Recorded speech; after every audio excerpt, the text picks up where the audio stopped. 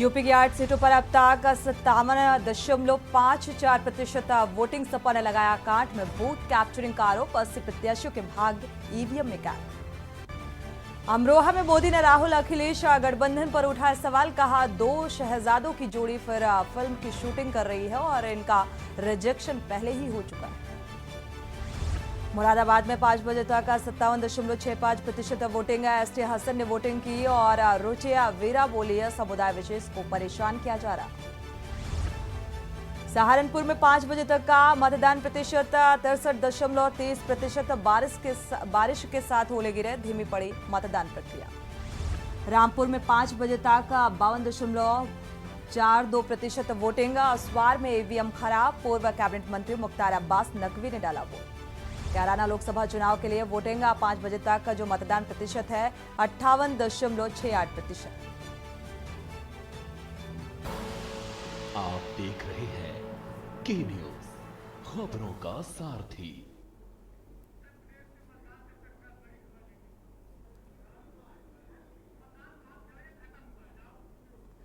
खबर उत्तर प्रदेश के साथ मैं सूरी चौहान और बुलेटिन की शुरुआत अहम खबर के साथ। 6 बजे तक मतदान की प्रक्रिया समाप्त हुई। इस वक्त की बड़ी और अहम खबर, शाम 6 बजे तक का जो वोटिंग प्रतिशत है वो सामने आ रहा है। आपको बता दें, सहारनपुर में सबसे अधिक मतदान हुआ है। बड़ी खबर, कैराना सीट पर सबसे कम मतदान हुआ क्योंकि विकास के मुद्दे को लेकर जो मतदाता हैं उनमें नाराजगी देखने को मिली और इसी के चलते चुनाव का बहिष्कार किया गया। शाम 6 बजे तक का यह मतदान प्रतिशत सामने आ रहा है।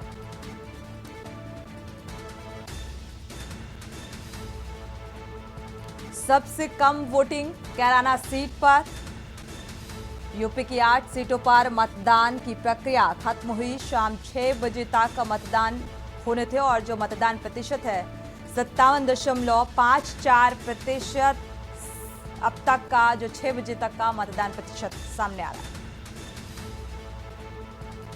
और ये मतदान समाप्त होने के बाद की ये तस्वीरें आप देख पा रहे हैं। अब लोग ईवीएम लेकर फिलहाल बूथ स्थल से रवाना होते हुए नजर आ रहे हैं।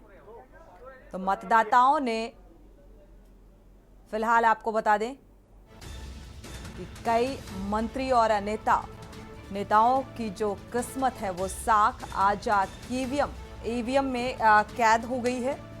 तो फिलहाल आपको बता दें 6 बजे तक का ये मतदान प्रतिशत और सबसे कम वोटिंग जो हुई है वो कैराना लोकसभा सीट पर कम वोटिंग हुई क्योंकि कई अहम मुद्दों को लेकर नाराजगी भी देखने को मिली। यूपी की 8 लोकसभा सीटों पर चुनाव, 21 राज्यों की 102 सीटों पर चुनाव।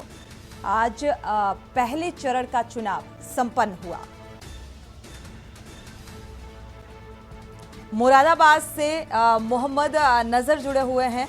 मोहम्मद, अगर देखा जाए मुरादाबाद लोकसभा सीट भी बेहद अहम रही और अगर चुनाव प्रतिशत की यहाँ पर मतदान प्रतिशत की बात की जाए तो क्या कुछ प्रतिशत रहा?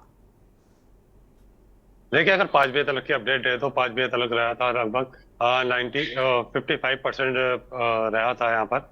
और अभी तक कोई अपडेट नहीं आई है मुरादाबाद में। और देखा जाए तो अभी दोपहर के बाद ही यहाँ पे सही करके वोटिंग हुई थी। साथ ही मोहम्मद, यहाँ पर जो मतदाताओं का रुख है क्योंकि इस बार वोट प्रतिशत बढ़ने की भी उम्मीद नजर आ रही थी और कई जगहों से ऐसी तस्वीरें सामने आई जहां पर मतदाताओं में नाराजगी भी देखने को मिली। तो फिलहाल यहाँ पर क्या कुछ रुख नजर आया मतदाताओं का? देखिए, अब कैसे जो महिलाओं ने और युवाओं ने बढ़ चढ़ के हिस्सा लिया था, उसमें मत का प्रयोग करा था। और साथ ही साथ कई जगह ऐसा भी हुआ कि जहाँ हंगामा हुआ है और छोटी मोटी बात भी हुई है कि जैसे रुचि वीरा जी का रास्ता रोका गया। तो कई बार ऐसा हुआ कि आला अधिकारियों से सबका प्रत्याशी रुचि वीरा का विरोध भी हुआ, विरोध का सामना करना पड़ा। देखा जाए तो रुचि वीरा जी ने ये आरोप भी लगाया कि जब वो पहुंची तो वहां पर बूथ स्थल में इतनी भीड़ नजर नहीं आई। मतदाताओं का जो रुख है वो फिलहाल वोट को लेकर फिलहाल समझ में नहीं आया। लोग वोट देने के इच्छुक नजर नहीं आए। इस तरीके की बयानबाजी भी निकलकर सामने आई। हाँ, बिल्कुल। कि जब वो अपने जो जगह जगह अपने बूथों पे निरीक्षण करा गया तो वहां पे कुछ लोगों को वोट भी नहीं मिल पाए और कुछ लोग वहां पे वापसी से आए तो उन्हें नाराजगी वहां पे अधिकारियों की करनी पड़ी। शुक्रिया इस तमाम जानकारी को साझा करने के लिए। तो बेहद अहम सीटें, आपको बता दें किस राज्य की 102 सीटों पर चुनाव और 9 जिलों की 8 लोकसभा सीटों पर आज पहले चरण का मतदान संपन्न हुआ है। मुरादाबाद कैराना सीट पर सबसे कम वोटिंग हुई है, जो वोट प्रतिशत सामने आया है और मतदाता ने अपने मताधिकार का प्रयोग कर अब भाग्य विधाता किसे बनाएंगे ये फिलहाल बेहद अहम है। शामली से दीपक संवाददाता जुड़े हुए हैं। शामली से दीपक, फिलहाल अगर मतदान प्रतिशत का जिक्र किया जाए तो शामली में क्या कुछ मतदाताओं का रुख नजर आया? देखिए, आपको बता दें, बात शामली की जाए तो शामली में इस वक्त 5 बजे तक जो है लगभग 5 बजे तक 58.68% मतदान किया गया है, जहां पर मतदाताओं का रुझान तो काफी देखने को मिला और मौसम भी यहां पर काफी बदलाव में रहा। फिर भी मतदाता जो है कतार में रहकर मतदान करते रहे। लगभग यहाँ पर मतदाता की अगर बात की जाए तो पूरे दिन यहाँ पर मतदाता आते रहे और अपना मतदान करते रहे, जिसको लेकर यहाँ पर प्रशासन भी मौजूद रहा। जी, किस मुद्दे के आधार पर बूथ स्थल तक ये मतदाता पहुंचे, क्या कुछ प्रतिक्रिया निकलकर सामने आई? देखिए, मतदाताओं की अगर बात की जाए तो मतदाताओं ने इस बार जो मतदान किया है वो विकास, शिक्षा और सुरक्षा को लेकर मतदान किया है। उनका मानना है कि सरकार द्वारा क्षेत्र में विकास कराया जाए और शिक्षा जो है इस समय जो है काफी महंगी देखने को मिलती है, जिसको लेकर मतदाताओं से बात की गई। मतदाताओं ने बताया कि शिक्षा आदि काफी महंगी हो गई है, जिसको लेकर उन्होंने मतदान किया है कि सरकार उनकी शिक्षा को जो है कम करे और उनके क्षेत्र में विकास की वृद्धि की जाए। जी, शुक्रिया इस तमाम जानकारी को साझा करने के लिए। तो फिलहाल ये वोटिंग प्रतिशत है जो सामने आ रहा है और विकास के मुद्दे के आधार पर मतदाता बूथ स्थल तक पहुंचे और बेहद अहम सीटों पर दिलचस्प मुकाबला, यानी कि पहले चरण के चुनाव संपन्न हो गया है। ईवीएम में जो कई नेताओं के प्रत्याशियों के साथ है वो फिलहाल कैद होती हुई नजर आ रही है और 4 जून को यह स्थिति स्पष्ट हो जाएगी कि मतदाताओं का जो रुख है, जन समर्थन है, वो किसको मिलता हुआ नजर आ रहा है। मुजफ्फरनगर से आशीष यादव संवाददाता जुड़े हुए हैं। मुजफ्फरनगर सीट भी बेहद अहम है, यहाँ पे दिलचस्प मुकाबला देखने को मिला। फिलहाल मतदाता का रुख क्या कुछ बयां करता हुआ नजर आया? आशीष, मैं बता दूं, जिस तरह यहाँ त्रिकोणीय मुकाबला माना जा रहा था कि त्रिकोणीय मुकाबला है, लेकिन अब जब चुनाव आज हुआ तो उसको लेके जो है मतदाताओं ने जो है ये बसपा जो है दौड़ से इसमें बाहर दिखाई दे रही है। सपा और भाजपा की आमने सामने की टक्कर दिखाई दे रही है और जिसमें टक्कर जो यहाँ जो मंत्री जो संजीव बालियान जो है 2 बार से यहाँ एमपी रहे हैं, उनका काफी विरोध देखा गया। उसके अलावा जो है यहाँ ठाकुर बिरादरी जो 24 है उसका जो विरोध हुआ, उसका भी बहुत नुकसान भाजपा को होता दिखाई दे रहा है। इसके अलावा सैनी कश्यप भी काफी नाराज थे और जैसे कि यहाँ गुर्जर समाज काफी मतदाता है, उसको देखा जा रहा था कि गुर्जर समाज जो है भाजपा का जो है वोटर है, लेकिन गुर्जर समाज में भी जो है आपके जो है समाजवादी पार्टी ने एक सेंध लगाई है और उसमें भी टूट हुई है। बिल्कुल, देखा जाए मुजफ्फरनगर जो सीट रही है उसको लेकर यहाँ पर जातीय समीकरण हावी होता हुआ नजर आया है। तो जातीय समीकरण के आधार पर अगर देखा जाए तो किसका पलड़ा जो है वो भारी होता हुआ नजर आ रहा है? अगर जातीय समीकरण के आधार का अगर जिक्र करें, यहाँ जो है जनपद मुजफ्फरनगर जो लोकसभा सीट है उसमें जो है समाजवादी पार्टी भारी दिखाई दे रही है। अब ये तो 4 जून को ही पता चल पाएगा, लेकिन जो है फिलहाल जो है मतदाताओं का रुझान और जिस तरह हम देख रहे हैं उससे जो है समाजवादी पार्टी बहुत ही भारी नजर आ रही है।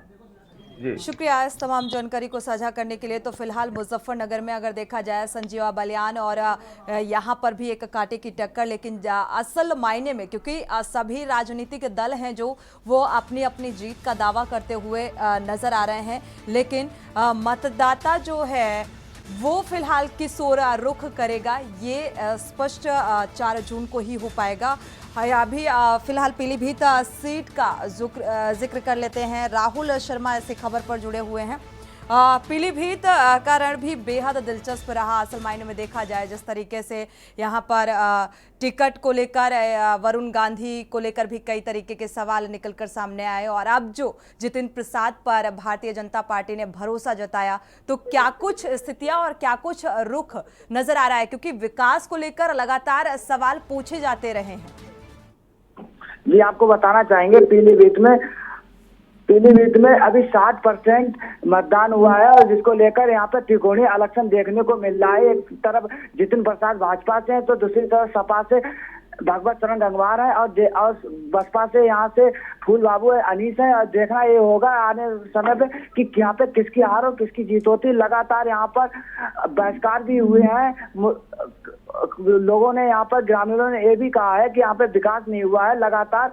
और यहाँ पे बहिष्कार या पुरैना की बात की जाए, पुरैना में लगातार बहिष्कार हुआ है मगर वहाँ पे अधिकारी भी पहुंचे और अधिकारी ने ग्रामीणों को जुटाने की भी कोशिश की है मगर ग्रामीण अभी तक ना माने और वहाँ पे एक भी वोट नहीं पड़ा। वहाँ पे बूथ नंबर 23 का ये पूरा मामला है और वहाँ पे 923 वोटर थे, वहाँ पे ये एक भी वोट नहीं हुआ। बेहद राहुल शर्मा बेहद अहम सीट और यहाँ पर कांग्रेस का दामन छोड़कर भारतीय जनता पार्टी का दामन थामा। वरुण गांधी का टिकट काटकर जितिन प्रसाद पर भरोसा जताया गया और ऐसे में ये विरोध देखा जाए तो और दूसरी तरफ क्योंकि विकास को लेकर लगातार जो आम जनता है वो सवाल उठाती रही है, तमाम सड़क पानी और ये अहम मुद्दे यहाँ पर हावी होते हुए नजर आए हैं। शुक्रिया इस तमाम जानकारी को साझा करने के लिए। वक्त एक छोटे से ब्रेक का, लौटेंगे जॉब। ब्रेक से वापस आ रहे हैं। लगातार मतदान प्रतिशत के साथ साथ क्योंकि आज पहले चरण का जो मतदान है वो संपन्न हुआ है और जो वोटिंग प्रतिशत सामने आ रहा है क्योंकि अहम कई ऐसी महत्वपूर्ण सीटें हैं जहां पर जो मतदाता हैं वो चुनाव का बहिष्कार करते हुए भी नजर आए। लोकसभा चुनाव में आज से 47 दिन के महापर्व की शुरुआत हो गई है और पहले चरण में उत्तर प्रदेश की 8 सीटों पर मतदान संपन्न हो चुका है।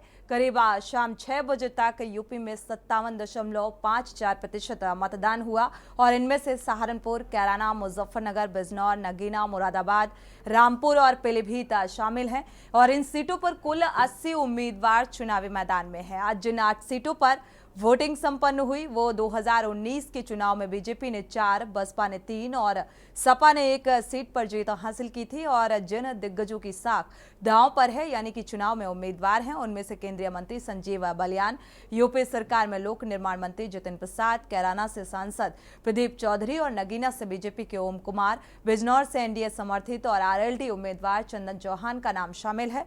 चंदन और ओम कुमार विधायक भी फिलहाल आपको बता दें वोटिंग शाम 6 बजे तक संपन्न हो चुकी है और वोटिंग में दिग्गजों ने भी अपने मताधिकार का इस्तेमाल किया। तो ये 3 तस्वीरें आप टीवी स्क्रीन पर देख पा रहे हैं। भूपेंद्र चौधरी ने मुरादाबाद में अपने मताधिकार का प्रयोग किया। संजीव बलियान ने भी अपना जो वोट है वो डालने के लिए बूथ स्थल तक पहुंचे। जितिन प्रसाद ने भी अपने मताधिकार का प्रयोग किया।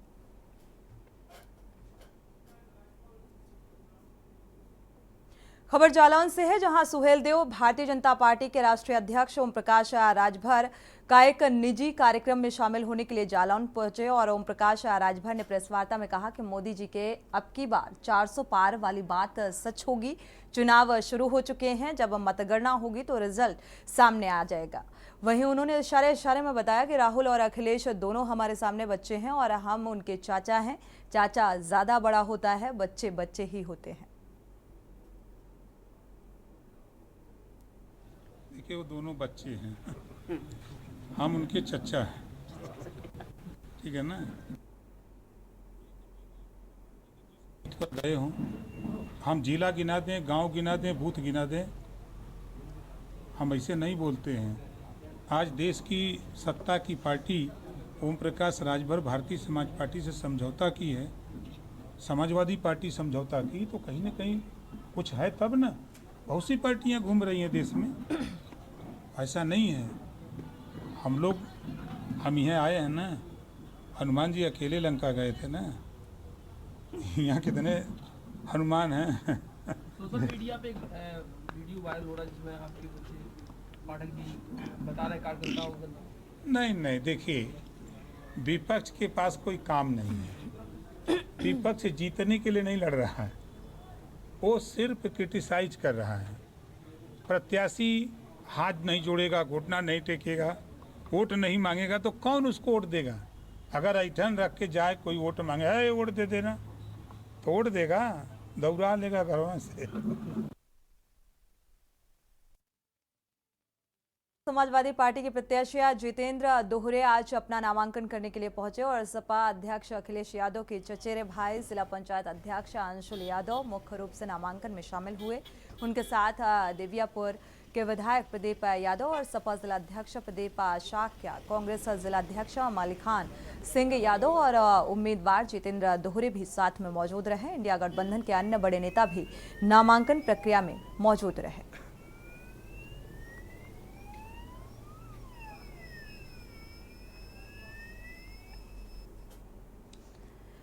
खबर बाराबंकी से है। इलाके में तेंदुआ देखे जाने से ग्रामीणों में दहशत का माहौल है। ग्रामीणों ने क्षेत्र में तेंदुआ देखे जाने की सूचना वन विभाग के आला अधिकारियों को दी और वन विभाग के अधिकारी और कर्मचारियों ने मौके पर मौका मुआयना किया, लेकिन तेंदुआ कहीं नजर नहीं आया। ग्रामीणों ने बताया कि अधिकारी किसी भी प्रकार की कॉम्बिंग मशीन नहीं लेकर गए हुए थे और स्थानीय लोगों ने तेंदुए का वीडियो भी बनाया। सोशल मीडिया पर तेजी से ये वीडियो सामने आ रहा है। बाराबंकी जिले के हदरगढ़ कोतवाली क्षेत्र के खरसातिया गांव का ये वीडियो बताया जा रहा है।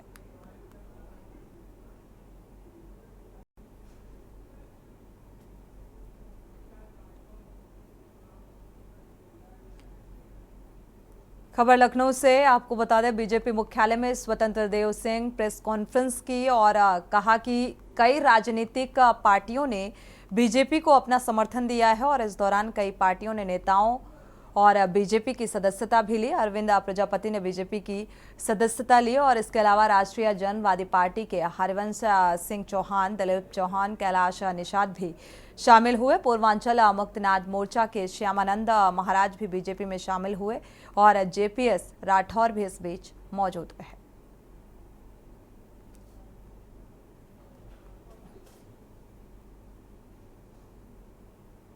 तो लोकसभा चुनाव में आज से 47 दिन के महापर्व की शुरुआत और पहले चरण में उत्तर प्रदेश की 8 लोकसभा सीटों पर मतदान संपन्न हुआ। एक तरफ चुनाव आयोग और प्रशासन मतदान का प्रतिशत बढ़ाने और मतदान के लिए लोगों और युवाओं को लुभाने की कोशिश में लगा हुआ है। दूसरी तरफ एक सकारात्मक तस्वीर भी सामने आई। आपको बता दें कि मेरठ में 126 वर्ष के धर्मपाल सिंह ने मतदान किया और लोगों से मतदान की अपील भी की। आपको बता दें कि वोट के लिए जागरूक 126 वर्षीय धर्मपाल सिंह मेरठ में स्वीप आइकन है।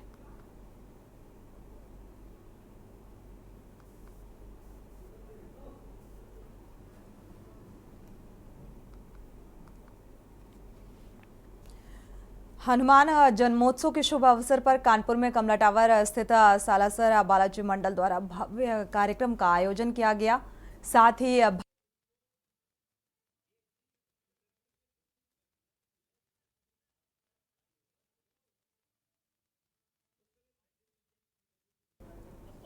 बालाजी जन्मोत्सव का 28वां महोत्सव 20 तारीख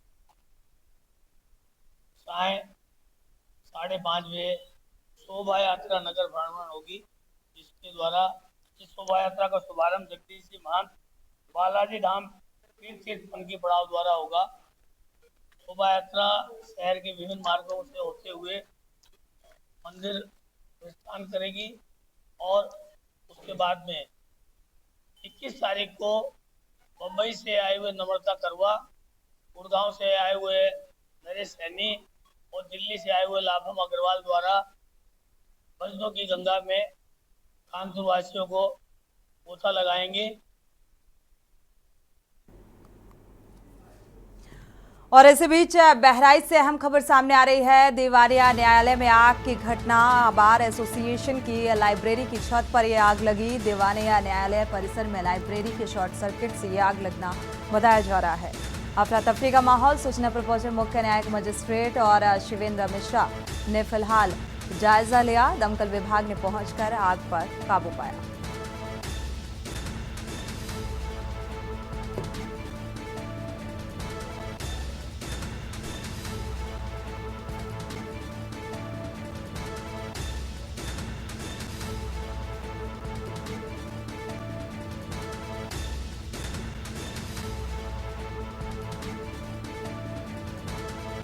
आग लगने का ये घटनाक्रम सामने आ रहा है। फिलहाल आग पर काबू पा लिया गया है। तो न्यायालय परिसर में ये आग बार एसोसिएशन की लाइब्रेरी की छत में ये आग लगी।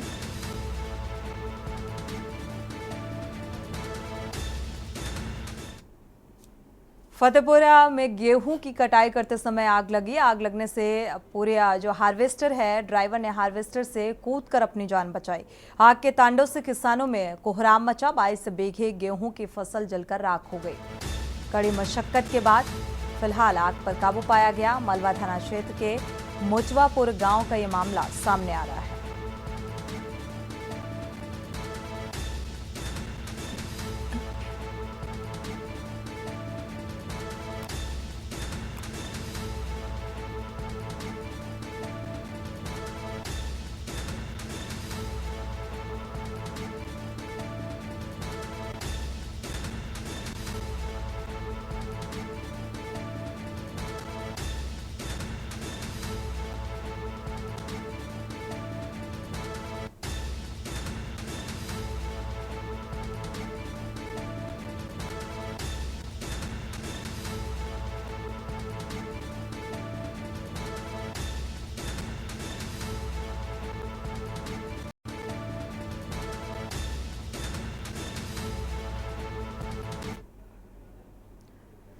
बढ़ते आगे रुक करते हैं अगली खबर का। कन्नौज पहुंचे उप मुख्यमंत्री ब्रजेश पाठक। बीजेपी पहले चरण के 8 सीटों पर जीत रही है, इस बात का जिक्र किया। सभा प्रत्याशी घोषित नहीं होने पर निशाना भी साधते हुए नजर आए। समाजवादी पार्टी डिरेल्ड हो चुकी है और ब्रजेश पाठक ने इस बीच इंडिया गठबंधन पर निशाना साधते हुए नजर आए। तो उनके पास कोई नीति नहीं, एजेंडा नहीं, साथ ही सपा को प्रत्याशी ढूंढे नहीं मिल रहे हैं। मीडिया से बातचीत करते हुए कार्यकर्ताओं से मीटिंग भी की। बहुमत के साथ जीतेंगे। कन्नौज में उनका सभी वर्गों का वोट मिला। माननीय मोदी जी की गरीब कल्याण योजनाएं जन जन तक पहुंची और सुब्रत पाठक जी ने जिस ढंग से सर्व समाज को अपने साथ काम करके जोड़ा है, कन्नौज डेवलपमेंट के मोर्चे पर नंबर 1 पर आ गया है। और सब लोगों का मानना है कि यहाँ बीजेपी सुब्रत जी प्रचंड बहुमत के साथ जीतेंगे। सपा से पहले चरण का मतदान हो रहा है, क्या कहेंगे? देखिए, वहाँ 8 की 8 को सीटों पर बीजेपी आ रही है। अभी तक सपा ने अपनी सीट क्लियर नहीं की है कन्नौज से। देखिए, समाजवादी पार्टी डिरेल्ड है, उनके पास कोई नीति नहीं, कोई एजेंडा नहीं, प्रत्याशी ढूंढे नहीं मिल रहे हैं। समाजवादी पार्टी इस बार 0 सीट पाएगी उत्तर प्रदेश में। ठीक है। इसी के साथ बुलेटिन में फिलहाल बस इतना ही। आगे खबरों के लिए आप देखते रहिए के न्यूज़ इंडिया।